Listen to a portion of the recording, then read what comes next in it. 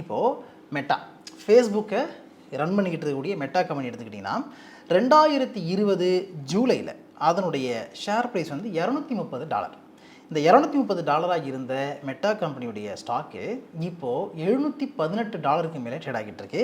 5 வருஷத்தில் 212% இதனுடைய அப்ரிசியேஷன் இருக்குது. அப்போ பாருங்கள், 5 வருஷத்தில் 212% அப்ரிஷியேட் ஆகிருக்குன்னா எந்த அளவுக்கு சூப்பரான விஷயம். இதில் இன்னொரு பியூட்டி என்னென்னா 2025 ஜூலையில் அமெரிக்க டாலருக்கு நிகரான இந்திய ரூபாயுடைய மதிப்புங்கிறது $75 இருந்துச்சு. ஆனால் இப்போ அது $85 மேலே போயிடுச்சு. அப்போ இதன் மூலமாக மட்டுமே நமக்கு வந்து ஒரு 12% மேலே ரிட்டர்ன் கிடச்சிருக்கு. ஓகேவா? அப்போது அடிஷ்னலாக என்ன பண்ணுறோம்? ஸோ 212%ல் ஒரு 12% நம்ம ஆட் பண்ணிக்கலாம். இதே மாதிரி தான் ஆப்பிள் ஷேர் வந்து 2020 ஜூலையில் $95 இருந்திருக்கு. இப்போது $210 மேலே ட்ரேட் ஆகிட்டு இருக்கு. ஸோ 121% குரோ ஆகிருக்கு. டெஸ்லா எடுத்துக்கிட்டிங்கன்னா $80 இருந்தது, $294 இன்க்ரீஸ் ஆகிருக்கு. ஸோ 267% உயர்ந்திருக்கு. ஆல்ஃபாபெட் எடுத்துக்கிட்டிங்கன்னா $150 இருந்தது, $193 உயர்ந்திருக்கு. ஸோ 29% குரோ ஆகிருக்கு.